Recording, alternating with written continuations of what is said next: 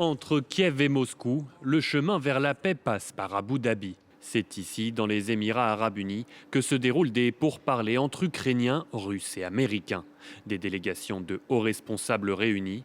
Les premières négociations directes connues entre la Russie et l'Ukraine sur le plan de paix américain. Après une première journée de discussion, Volodymyr Zelensky annonce depuis Kiev qu'il est encore trop tôt pour tirer des conclusions. Il est nécessaire que non seulement l'Ukraine souhaite mettre fin à cette guerre et instaurer une sécurité totale, mais qu'un désir similaire se manifeste également en Russie. Au centre des discussions, la question épineuse des territoires, plus particulièrement le Donbass, situé à l'est de l'Ukraine. La Russie exige que les troupes ukrainiennes se retirent de la région, évoquant une condition nécessaire pour trouver une issue au conflit, comme le rappelle le porte-parole du Kremlin. La position de la Russie, à savoir que l'Ukraine et ses forces armées doivent quitter le Donbass, est bien connue. Il s'agit d'une condition essentielle. D'autres points restent à aborder lors de ces négociations. Donald Trump se montrait encore une fois confiant pour parvenir à un accord.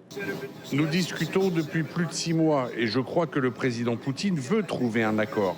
Le président Zelensky le veut aussi. Une déclaration du président américain à la suite d'une rencontre avec Volodymyr Zelensky au cours de laquelle le président ukrainien affirme qu'un accord a été conclu concernant les garanties de sécurité fournies par les États-Unis.